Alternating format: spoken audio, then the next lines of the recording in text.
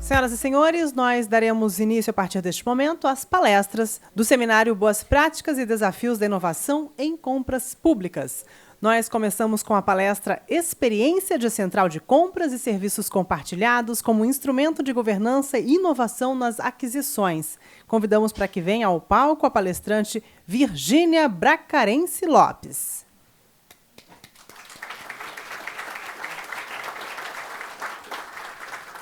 A Virgínia é assessora da Secretaria de Estado de Planejamento e Gestão de Minas Gerais e eu passo a palavra a ela para que dê início, então, à sua apresentação. Boa tarde a todos.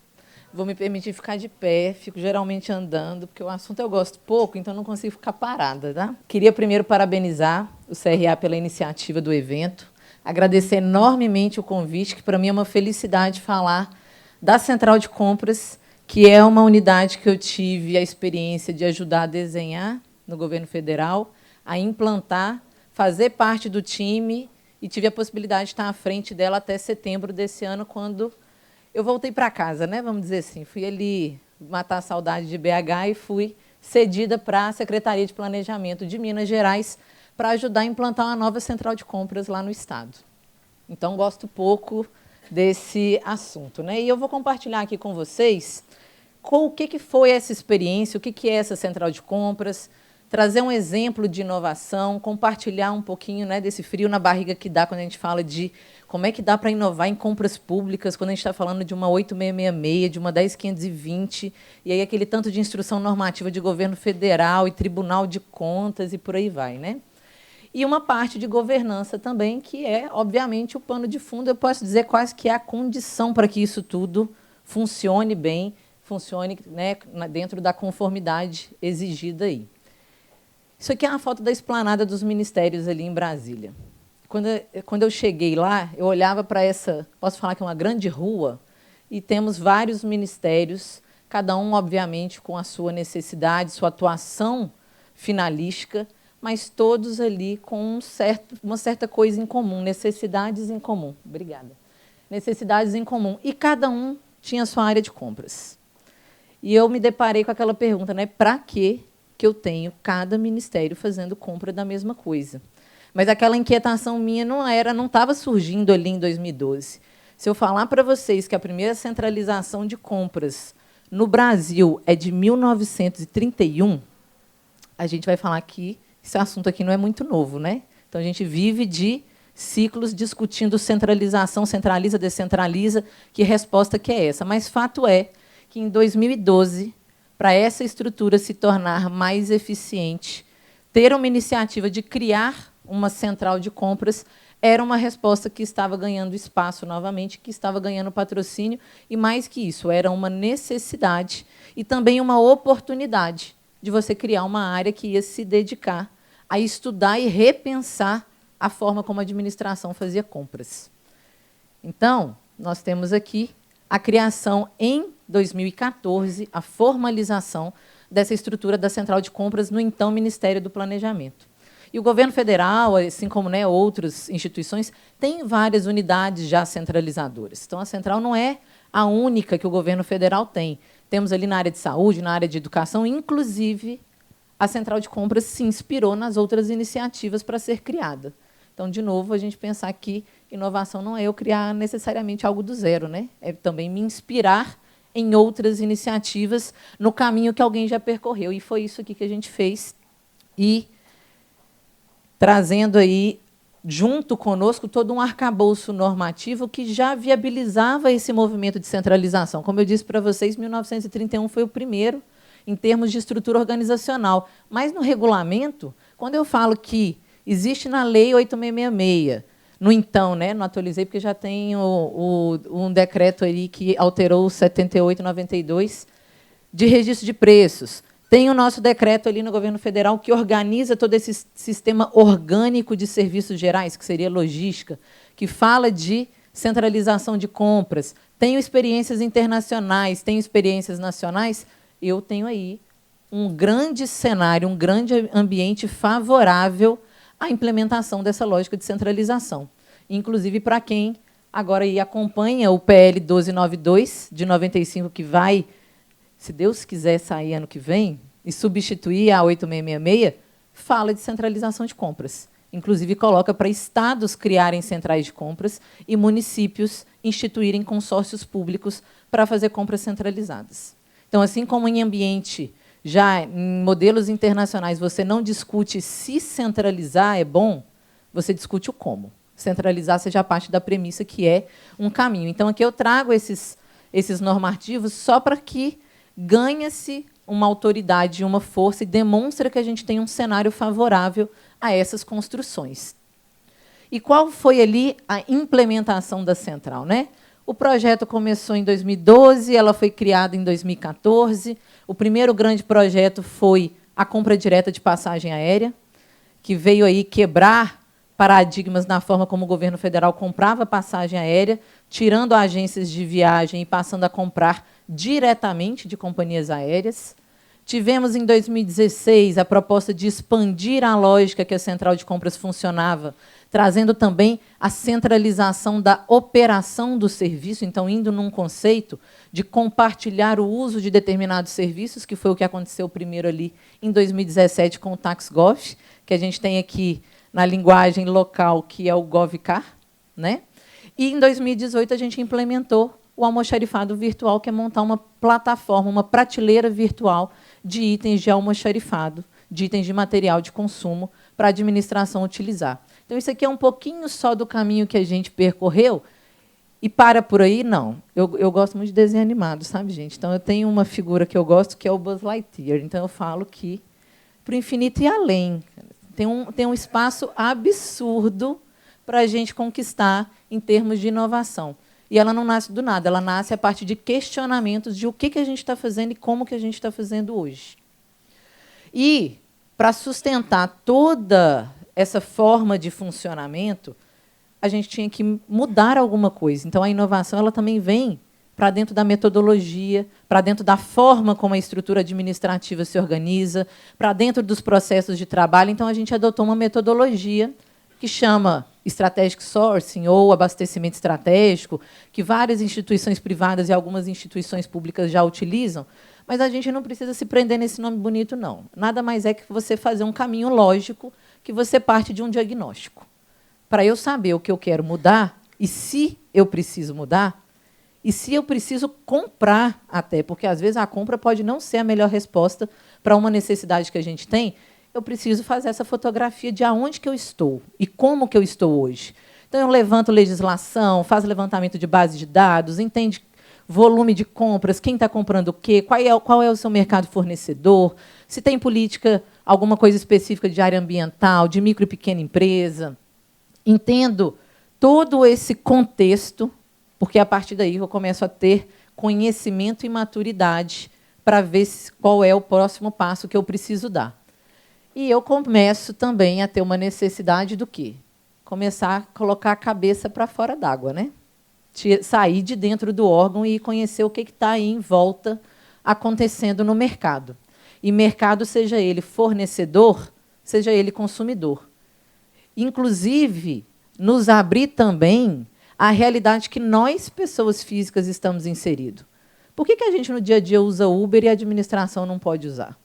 Por que a gente compra numa loja virtual e a administração não compra? Por que eu tenho tantas questões que me rodeiam no dia a dia que parece que, quando eu entro na porta do ministério, aquilo ali ficou para trás e eu vou viver ali na década de 80, 70? E eu vou me permitir fazer até um ponto a mais do tamanho da nossa responsabilidade quando está falando aqui de olhar para o mercado, olhar o que tem de novo, fazer reflexões sobre essa parte de compras, é que não é só todo órgão que compra. Se vocês forem parar para pensar, os órgãos existem para uma finalidade, que é promover uma política pública para atender uma necessidade social. Então, eu arrisco dizer que não existe nenhuma política pública que não precise, pelo menos, de uma compra para ela ser executada. Então, compra, gente, não é área meio, não. Compra é área estratégica. E, por isso, usar uma metodologia dessa é essencial, para que a gente tenha a valorização e a importância que essa área tem que ter e o poder que ela tem na mão de mudar realidades. Vi essa análise de mercado? Vou pensar a minha estratégia, que dialoga com isso que eu acabei de falar para vocês. Qual é o melhor caminho que eu tenho para comprar, para atender uma necessidade da administração? Seja atendendo economia, seja atendendo padronização, seja estimulando tecnologia, seja estimulando o mercado. Qual é esse valor, ou quais são esses valores, quais são os princípios que eu preciso realizar e atender? E a compra pública ela é uma forma de fazer isso. E ali a gente vai identificar quais são essas alternativas, fazer uma análise, gente, de cenários, fazer uma SWOT, que é um nome bonito, mas é pontos fortes, fracos, né? Ameaças, fraquezas, oportunidades.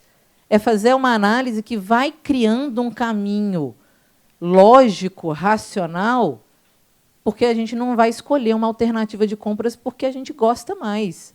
É porque, objetivamente, você chega nessa conclusão. Vamos fazer uma análise de riscos. Qual é o risco de eu adotar uma determinada estratégia para a administração? Qual é o risco de eu centralizar uma compra e passar a depender de um único fornecedor para atender aquela rua toda? Derrubar 40 contratos e começar até um. Qual é o risco que eu tenho? Eu tenho um risco social, um risco econômico? Qual é essa avaliação toda de cenários até eu chegar numa resposta? E aí, vejam só que a gente fez todo um caminho que ele está anterior ao conhecimento comum de compras. Depois que eu percorri isso, que eu vou falar de termo de referência, de projeto básico, de edital. Isso ali é praticamente colocar em palavras, em uma estrutura já padronizada, já normatizada, toda aquela reflexão que a gente fez para trás. E aí, vamos sim, tem toda a sua dificuldade de fazer licitação, lidar com fornecedor, lidar com impugnação, lidar com pedido de esclarecimento, mandado de segurança. Até ali, os meus idos de 2000, eu comecei a minha vida profissional em 2006, já na área de compras, no estado de Minas, que eu era servidora estadual. Até ali, quando eu googava meu nome, eu só achava o concurso que eu tinha feito. Hoje, quando eu google, eu acho uns processos no Tribunal de Contas. Mas não fui penalizada em nenhum. Por quê? Primeiro, a nossa lógica de controle, o Tribunal de Contas ele é, na lógica constitucional, aberto a qualquer questionamento de qualquer cidadão. E quando eu estou mexendo com mudança, com inovação, eu estou desagradando alguém, não estou?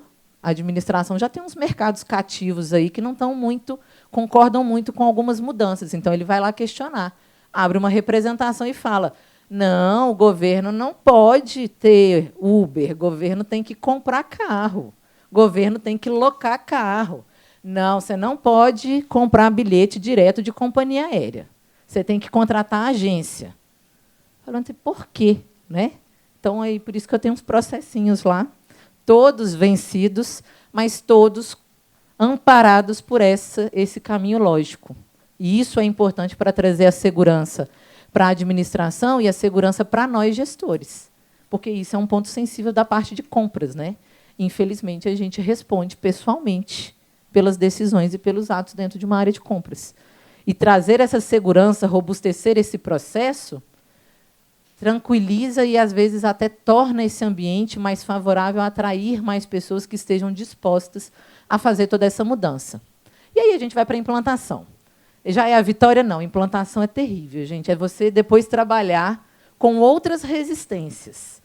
Nossa, tiro de letra já a resistência de mercado. Agora, que é um bicho difícil, somos nós servidores públicos.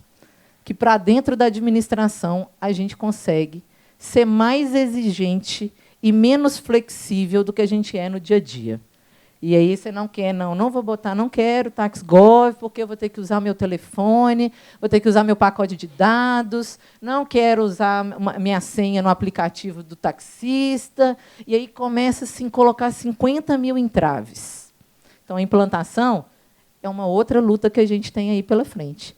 Mas o resultado, no final, vale a pena, eu garanto para vocês. Aqui estão variáveis que, enquanto eu estou percorrendo aquele caminho todo, eu tenho que estar atento. Não falei para vocês que compra pública é política pública também? É estratégico? É um instrumento que a gente tem de transformação. Então, eu tenho que ter em consideração esse poder de compra que o Estado tem. Ele pode ser usado para o bem, mas pode ser usado para o mal. Então, a gente tem que percorrer cada vez melhor esses estudos, essas análises, para garantir que nós estamos aqui fazendo a nossa função, que é fazer boas entregas para a sociedade, para o cidadão. Eu tenho que considerar o ciclo de vida dos bens, dos serviços, porque isso faz diferença na decisão que eu vou tomar. A própria implementação das políticas públicas, ou aquela compra ela é por si só uma política pública, ou ela está sustentando alguma outra política pública. Então, eu tenho que levar isso em consideração. Qual é o tempo que aquele bem ou serviço tem que estar disponível para não comprometer um serviço público, por exemplo, a continuidade de uma atividade. A inovação, e aí eu vou deixar mais para frente para falar para vocês o que é esse tamanho e o que é essa inovação. A incorporação de tecnologia, e aí, como foi muito bem colocado aqui, a inovação ela não se limita à tecnologia. A tecnologia ela também nos permite avançar em outros tipos de inovação. Por exemplo, rever uma forma de comprar um determinado bem. A gente consegue fazer inovações sem qualquer coisa de sistema. Às vezes, mudar um processo é você também fazer inovação. Sustentabilidade no seu tripé, e aí já me ensinaram que nem é mais tripé, já tem outras dimensões. Então, é social, é econômico, é ambiental, já tem cultural, tem outros aí, outras N dimensões para a gente considerar essa questão da sustentabilidade. A centralização, e aí é nos fazer sempre a pergunta, até que ponto é vantajoso eu centralizar aquela compra? E se eu devo centralizar? Mas se eu quero centralizar só o modelo, só padronizar, quero licitar e fazer uma ata de rede de preço e cada um contrata o seu, quero fazer no limite, como a gente colocou ali na administração federal, o TaxGov, que só existe um contrato, é o Ministério hoje da Economia que assina e provê o serviço de transporte para toda a administração direta em Brasília, e os órgãos são só usuários do serviço. Racionalizar as nossas atividades, os nossos processos, melhorar os processos, porque isso, às vezes, a gente não dá a devida importância, e, obviamente, falar de economia, né? Porque, no cenário que nós estamos, se eu for falar que eu vou percorrer aquilo tudo e eu vou gastar o dobro, eu acho que a gente não vai encontrar patrocinadores, né? No contexto que está aqui. E aí, o que é essa inovação, inovação, inovação que a gente coloca aqui? Eu me permiti trazer alguns recortes de trechos que eu achei muito interessante de um livro, uma publicação do IPEA, que eu até recomendo para vocês, que é Inovação no Setor Público, que ela aborda. E, primeiro, o que é esse inovar? É colocar o novo em ação. E pode ser o incremental, que é o quê? Eu vou fazendo aos pouquinhos, gente. Inovação pode ser radical, mas as pessoas, às vezes, criam uma expectativa que o inovar é só quando eu derrubo uma coisa e construo outra totalmente diferente no lugar. E não é. Eu fazer a centralização do processo de compras, por exemplo, pode ser considerado como uma inovação. E não é, como eu disse, algo genial e surpreendente. Então, nós temos que nos cobrar, às vezes, menos e saber ter a sabedoria, né, de qual é o tamanho desse passo que a gente quer, que a gente pode, que a gente precisa dar nessa inovação. E, no setor público, especificamente, a gente vai estar atento a algumas variáveis, que é tentar trazer mais transparência, mais qualidade, mais eficiência e eficácia. E o que eu acho mais legal nessa parte aqui toda é a questão dos processos interativos. Porque, quando eu estou falando que eu estou fazendo processo interativo, eu estou assumindo que eu não faço sozinha essas mudanças. E eu não faço sozinha, não sou eu, área de compras solitária, eu preciso envolver o jurídico, eu preciso envolver o órgão de controle, eu preciso envolver mercado, eu preciso envolver o meu cliente. E aí eu estou falando até da gente começar a trazer para dentro do ambiente de compras, que parece algo extremamente árido, né, burocrático, e às vezes burocrático no sentido estereotipado mesmo, do negócio que não anda, métodos ágeis. Eu brinco que é falar assim, vamos colar post-it na parede, gente. É meio, vamos trazer o Google aqui para dentro e vamos montar qual é o produto que a gente vai entregar para o nosso cliente. Vamos trazer o cliente aqui para dentro, para a gente saber qual é a dor que ele tem, para saber se a solução que eu estou colocando à disposição dele atende à necessidade dele. Senão, eu vou fazer uma compra que ela não é eficiente, ela não vai atingir aqueles resultados. Pode ser uma inovação sensacional, não vai servir para nada, porque não vai resolver o problema do meu usuário. Então, essa é a parte que eu acho mais importante, não desmerecendo as outras, mas é assumir que nós não somos ilhas, que não se faz nada sozinho, e mais, que esse momento nosso aqui, eu estava no governo federal, estou no estado de Minas, vocês aqui por Santa Catarina, tem o Rio Grande do Sul, que isso aqui é uma rede que a gente tem que trocar figurinha. É todo mundo passando pelos mesmos desafios, é um que já deu um passo a mais, que eu posso aproveitar o caminho que ele já percorreu e dar só mais um passo e a gente ir montando aí vitórias que sejam coletivas e uma construção de um outro ambiente de forma conjunta. Essas perguntas aqui, elas são para a gente falar da inovação, o que eu preciso mudar, o que eu não preciso, e trazendo aquela metodologia, né, do diagnóstico, análise de mercado e tudo mais, são essas perguntas que nós fomos identificando como essenciais para serem respondidas antes da gente fazer uma compra ou antes da gente escolher uma estratégia para a contratação. Primeiro, eu tenho que entender o que eu preciso. E essa a gente fala que é uma das melhores. Por quê? E aí eu vou trazer um exemplo real aqui, que vai ser o que eu vou até abordar mais detalhadamente para vocês, que é o TaxGov.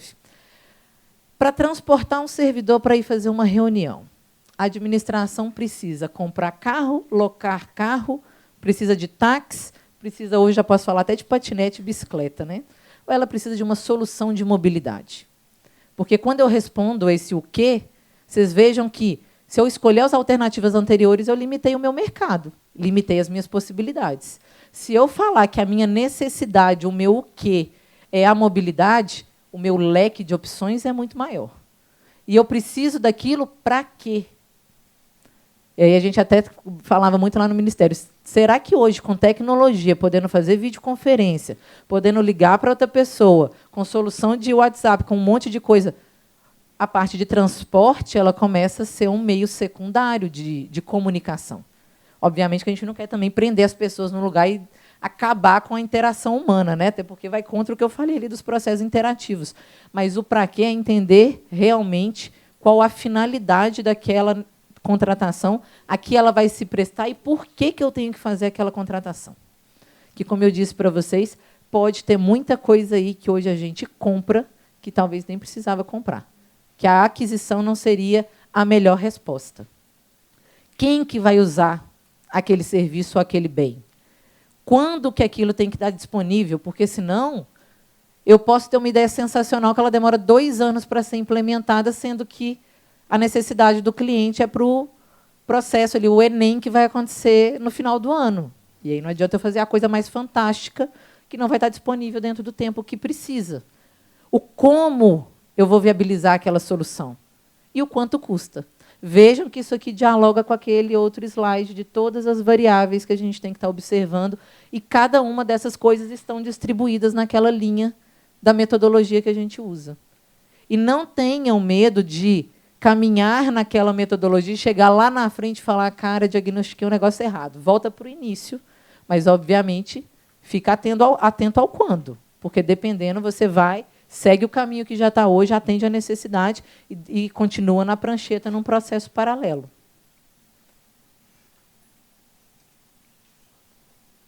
E aí, o que eu gosto muito, assim, que vai dialogar com o meu comentário anterior, é nós estarmos atentos ao paradigma, aos paradigmas no qual nós, enquanto cidadãos, estamos inseridos. Porque a gente não separa, né, cidadão-servidor, nós somos uma pessoa só.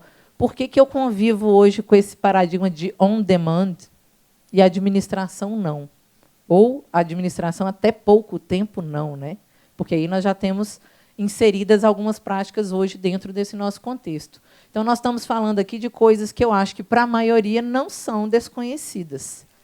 E todas elas colocam para a gente, num pano de fundo, um caminho de sair de uma lógica de propriedade para uma lógica de uso. Então, eu preciso e quero, cada vez mais, coisas que estejam à disposição numa prateleira, que eu vou lá, pego e uso. E a administração precisa estar atenta a isso. E nós já temos soluções disponíveis que a administração pode usar. Por quê? Porque a posse tem um custo. O veículo, quando eu compro, e aí nós mesmos estamos fazendo essas reflexões, né? Será que vale a pena eu comprar carro ou não hoje? Vale a pena eu usar Uber, táxi e transporte coletivo? Ou vale a pena eu ter um carro que eu só uso para ir e voltar do trabalho no fim do dia? Óbvio que nós vamos ter aí situações de necessidade, conforto e N outros pontos. Mas para a administração, para aquela viagem para a reunião, eu preciso ficar com o carro parado? E eu estou pagando por ele. Tudo que eu falei aqui foi o caminho que percorrido para desenvolver aquelas 3 grandes experiências do governo federal, que foram inovações, no caso da compra direta e do TaxGov, disruptivas. Foi aquela que meio que jogou um modelo no chão e subiu o outro no lugar. Mas o almoxarifado virtual, gente, isso aqui foi objeto de premiação num prêmio de inovação da ENAP em 2011, do ICMBio, que é o Instituto Chico Mendes, que fez uma licitação de uma prateleira virtual que itens, não só de material de expediente, mas, inclusive, EPI, marmita, é colocado para a unidade comprar diretamente nessa prateleira e entregar lá no meio da Amazônia. Então, eu aqui em 2016, 17, não fiz nada tão novo, não. Mas, no meu contexto da administração direta, federal, no Distrito Federal, para material de expediente, que tinha um monte de almoxarifado, que tinha quase 7.000 metros quadrados, que são 3 andares de um prédio daquele da Esplanada, em estoque. E aí, enquanto eu estou deixando de pôr servidor nesses 7.000 metros, eu estou pagando aluguel caríssimo em Brasília, eu fiz uma coisa bastante nova. Eu não vou ter tempo de abordar todos para vocês, mas tem no site do Ministério da Economia informações, no site da Escola Nacional de Administração Pública, que é a ENAP, tem os relatos, principalmente do TaxGov, e da compra direta, do almoxarifado virtual, tem essa experiência do ICMBio, eu vou me permitir fazer um recorte e falar para vocês do TaxGov. E ele também dialoga com uma realidade que vocês já têm aqui no Estado, né? Então, o TaxGov foi, resumidamente, isso, trazer para o celular, para a palma da mão do servidor, a possibilidade dele pedir o veículo para atender a sua necessidade de mobilidade. Antes era o quê? Um papelzinho que tinha um ponto focal em cada área, que ele assinava de onde para onde a pessoa ia fazer a reunião, ligava para a garagem para o carro me levar e sequer tinha certeza se eu estava descendo aonde ele escreveu no papel, né? Essa era a realidade de não ter nada registrado de forma estruturada na administração e sequer ter clareza de qual era a necessidade, o consumo da administração em termos de transporte de servidores. E foi essa realidade que a gente saiu, e aqui foi o diagnóstico extremamente difícil de ser feito, porque não tinha sistema. O governo federal ainda não tem um sistema único que registra a sua frota. Então, se na época, isso aqui eu só sei de Brasília, tá? Só Distrito Federal, que eram 850 veículos. Se você para hoje e perguntar para o governo federal quantos veículos ele tem em todas as suas unidades no país, ele não sabe te falar. E isso não deve ser uma realidade diferente em vários lugares. Então, isso aqui foi um diagnóstico que o nosso time gastou a sola de sapato descendo a esplanada, entrando órgão a órgão, levantando em loco essas informações. E, dentro esses 850 veículos, nós tínhamos uma gestão extremamente dispendiosa. Porque, quando a gente só está vendo o carro onde a gente entra, né, nós não estamos vendo ali o processo de licitação que licitou aquela locação ou que comprou aquele carro, os contratos de manutenção, de abastecimento, o motorista, a garagem, o seguro, a lavagem. Por trás daquele carro que você pega e anda uma vez, tem um feixe de contratos imenso, e, com isso, tem inúmeras pessoas fazendo fiscalização e gestão daqueles contratos, lidando com o processo de pagamento, lidando com penalização e acompanhamento de fornecedor, recomeçando o ciclo de contratação, nos, então, quase 35 órgãos só da administração direta. Pensa isso quando eu falo que a gente ainda tem uma administração indireta que é maior que a administração direta. Sem uso de tecnologia. Então, nós não tínhamos nem o sistema, tinha lá, era o papelzinho, o telefone, que usava para pedir esses veículos. Alguns órgãos mais evoluídos tinham um Excel, onde ele registrava todas as informações das corridas. Foi o máximo de tecnologia que a gente encontrou no nosso diagnóstico. Tinha motoristas do quadro, e por que essa informação é importante? Motoristas já é uma carreira no governo federal em extinção, mas nós tínhamos aí quase 200 motoristas. Vários deles já não mais em condições aptas a dirigir, então já estavam em outras funções.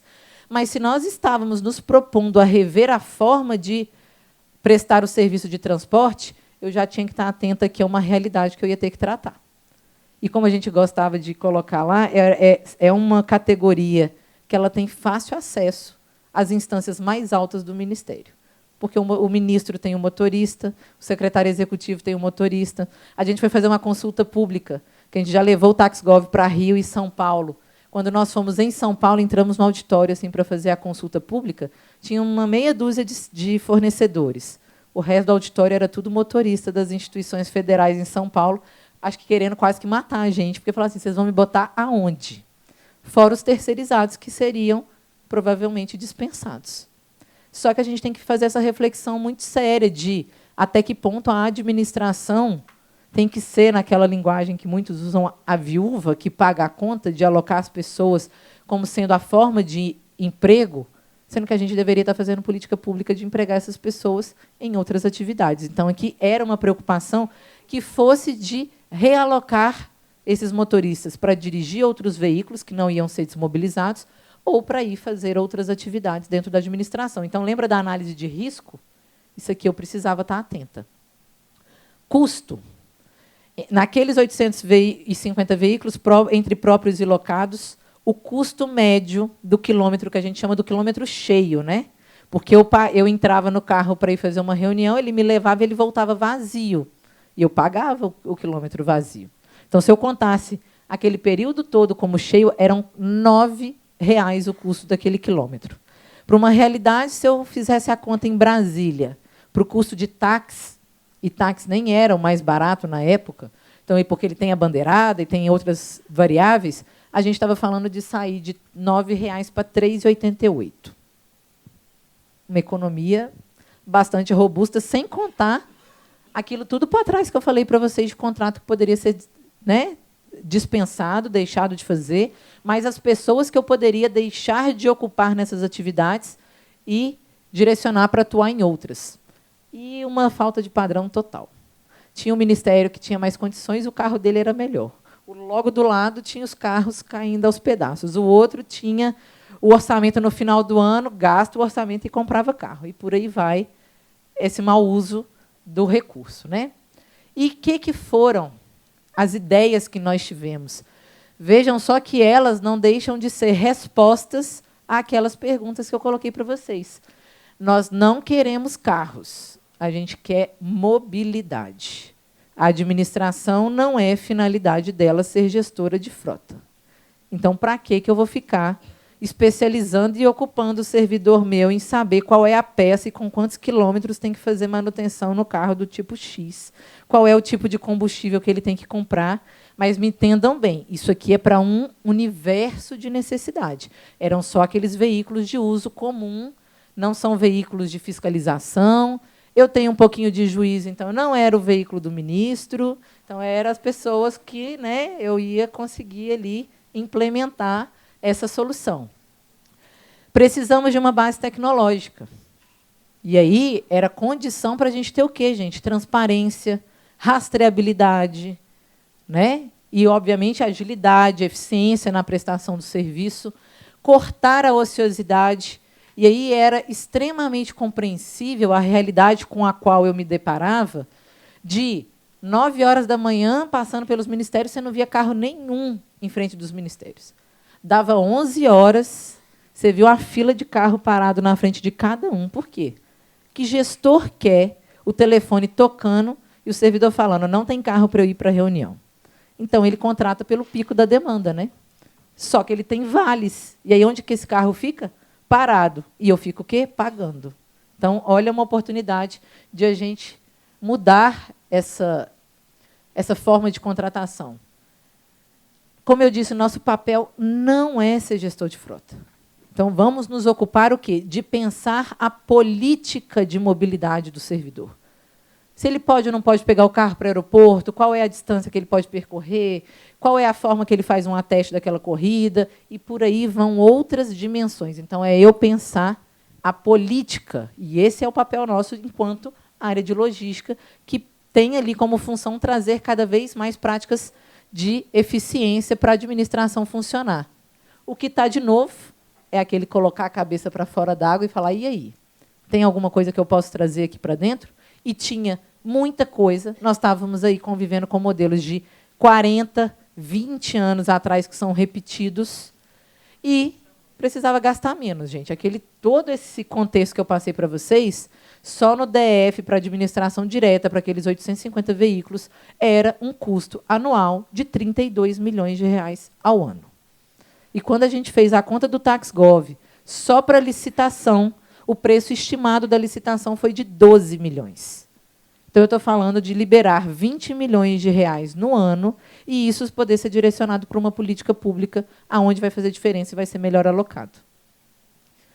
E o desenvolvimento foi nada mais, nada menos do que fazer todo esse caminho que é daquela metodologia, conversar com o mercado, ver a situação atual, melhorar a experiência do cliente, dialogar com os principais atores, fazer uma transição para essa gestão centralizada de forma gradual, porque aqui, por trás, eu tenho a gestão da mudança, eu tenho comunicação, eu tenho capacitação, sensibilização. Então, vejam assim, o que eu estou tentando trazer para vocês é daquilo que era uma metodologia fria, foi feito e, em pontos concretos, ela foi executada e qualquer um de vocês, na realidade, de qualquer órgão, pode fazer o mesmo caminho, né? E onde que a gente chegou? Eu vou colocar todos aqui. Isso aqui, os números já estão, de certa forma, defasados, porque aí a minha apresentação está com dados ali até agosto.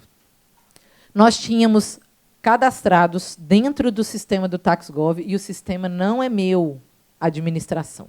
O sistema é do fornecedor. Numa lógica de que eu contratei o serviço de mobilidade, de transporte, e ele já tem o sistema para me viabilizar. Porque eu também, administração, não sou expert em transporte, não teria porquê, num contexto que o mercado já me disponibiliza, ficar criando um sistema de transporte próprio, né? Desses 35 mil que já estão ali cadastrados, já tinham feito pelo menos uma viagem no TaxGov, 16 mil pessoas, 62% de economia, aqueles 20 milhões que reduziram, que eu falei para vocês, aconteceu. Na verdade, aconteceu até mais, coisa que a gente nem consegue rastrear, por quê? Porque mudou comportamento na utilização do veículo. Por quê? Porque agora tem alguém olhando. E aí, no próximo slide, vocês vão ver porque a gente vira um monstro quando começa a ver esse tanto de dados. Algumas pessoas são um pouco mais corajosas, não ligavam muito para o rastreamento, mas fato é que os órgãos relataram que foi perceptível a redução do consumo de transporte. A avaliação dos clientes foi para dentro da licitação, aquela lógica da estrelinha que a gente dá e avalia o motorista e o carro, porque a experiência do cliente é importante e ela conta para a remuneração do fornecedor. E aí o fornecedor tem interesse em me prestar um bom serviço. E está constantemente capacitando os motoristas dele e está com um sistema que esteja na conformidade com o exigido da licitação. E em 5 a gente estava com 4,98.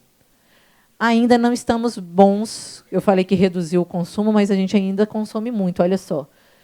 2,6 milhões de quilômetros rodados. Isso dava 36 voltas na Terra. A gente acha que dava para diminuir ainda usando outras ferramentas e refletindo nessa forma de como transportar. E a melhor gestão, porque a gente tinha 100% da informação.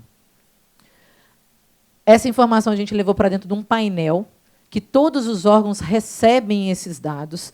Então, cada órgão consegue ver aqui que ele tem 16 mil pessoas que já usaram, quantos órgãos, quantas corridas. As barrinhas azuis são os gastos e os números antes da implantação do TaxGov. Então, aquele gráfico de barra vertical ali, à esquerda de vocês, eram os gastos dos órgãos. O rosa é o quanto que caiu quando implantou o TaxGov. Esse gráfico aqui embaixo à direita, o rosa é quantos veículos os ministérios tinham e o azul é quanto que eles foram desfazendo ou realocando esses veículos internamente. E eles conseguiam clicar no nome do órgão, eles viam tudo de todo mundo, porque é recurso público, por que eu tenho que tampar essa informação, não é não? E ficava até bom, porque um órgão ficava olhando, nossa, eu estou gastando mais que o outro, né? Então virava uma coisa até meio educativa internamente. E eles conseguiam também analisar a informação só da sua respectiva pasta. E esse é o ponto que eu falo que a gente vira meio monstro, que isso aqui, para quem não conhece, é o mapa de Brasília. Nessa parte aqui do meio, vou me permitir subir só para apontar para vocês. Brasília tem a forma do avião, né? Como todo mundo fala. Isso aqui é o corpo do avião, isso aqui são as asas. A esplanada dos ministérios está aqui, ó. E quanto mais cinza e maior as bolinhas, maior concentração de corridas a gente tem saindo. Esse gráfico é o da saída, e a gente tem o da chegada. E aí começa a ter aquelas bolinhas dispersas, que você começa a olhar assim, para onde que essa galera está indo? E será que ele deveria estar indo para lá? Aí você começa a clicar e ver, né? O nome das pessoas, para onde foi. Fato é que o que nós colocamos, e a gente trouxe o controle interno para perto, demos a base inteira do TaxGov e falava, toma, olha aí, esse papel não é meu, o papel de responder pelo uso certo ou errado do veículo não é meu, o meu papel enquanto central de compras era disponibilizar o serviço, as ferramentas de gestão, as orientações, a capacitação, porque o modelo que foi desenhado contava que o servidor atesta a corrida, a chefia dele atesta a corrida, um representante do órgão atesta a corrida e eu pago a conta. Então, a responsabilidade, se foi usado certo ou errado, não é minha, é do órgão. E aí a CGU foi lá cobrar de quem estava usando errado. Mas agora eu tenho informação para cobrar, né? Antes eu não tinha. A parte de governança que eu vou trazer para vocês, de tudo isso que eu falei, basicamente vai ser para que vocês identifiquem isso, vai ficar muito nítido, todo esse caminho que eu coloquei, como que a governança esteve presente dentro de todo esse processo, e, obviamente, em pontos que a gente precisa melhorar nas compras públicas. Aqui, o Instituto de Governança do Canadá colocando o que entende por governança, né?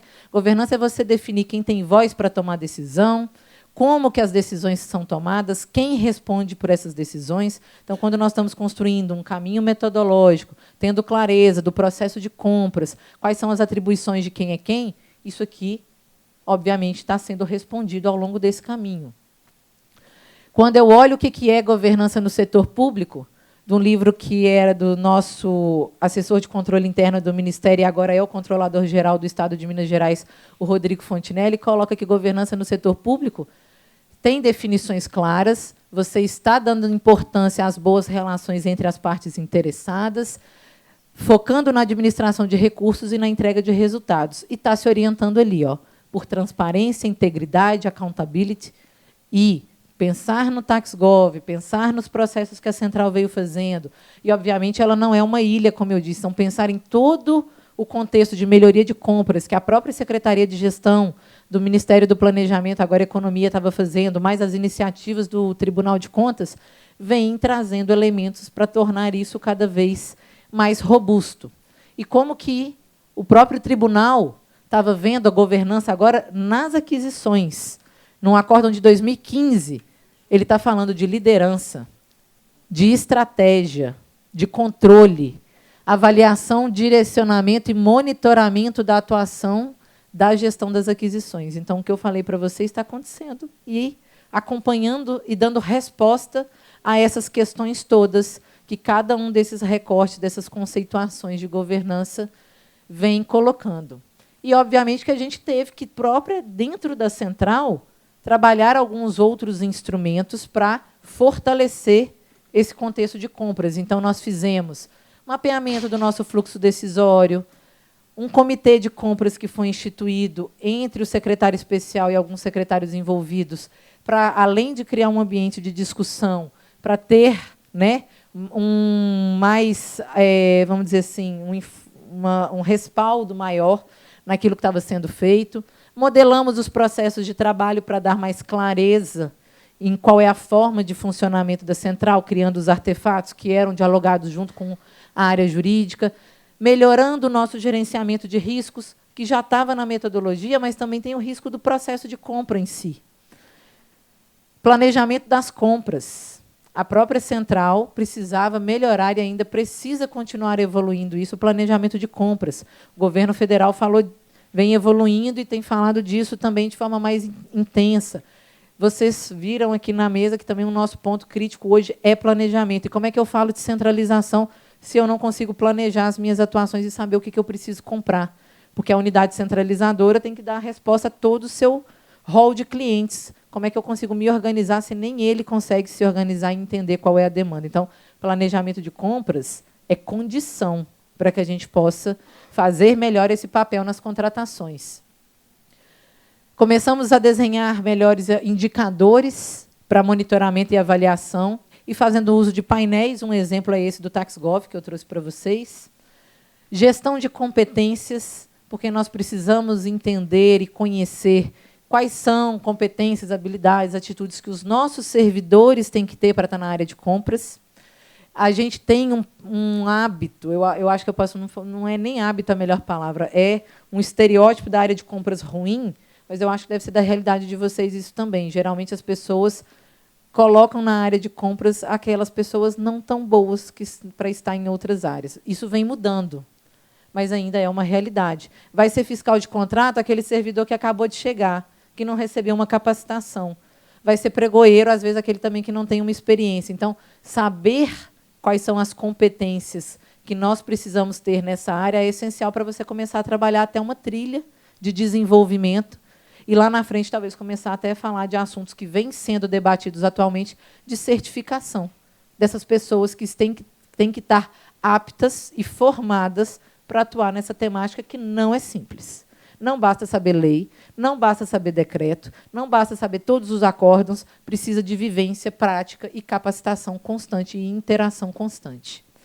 E aí, basicamente, eu já falei do próximo item, que é a própria capacitação, que nós começamos a fazê-la baseada nas próprias competências e nas lacunas que a gente identificava que tinha dentro da área. E integridade, transparência e accountability, que é começar a melhorar, e ainda temos um caminho enorme para percorrer, a forma como nós divulgamos aquilo que é feito. A nossa forma de divulgação ainda é muito precária. Nós não temos as informações bem organizadas, não é de fácil acesso, e aí nós, não é só a central de compras, o governo vem melhorando nisso, mas a área de compras, principalmente, ela peca muito nesse aspecto. Então, nós temos que melhorar o nosso marketing, a nossa divulgação, a estruturação dessas nossas informações para fora e até para dentro, né? Para o nosso cliente também conhecer aquilo que nós temos. Então, esse caminho todo que eu fiz aqui com vocês foi compartilhar um pouquinho desse caminho de construção dessa unidade, que não era, como eu disse, né, uma novidade já, nem em termos de governo federal, nem em termos nacionais.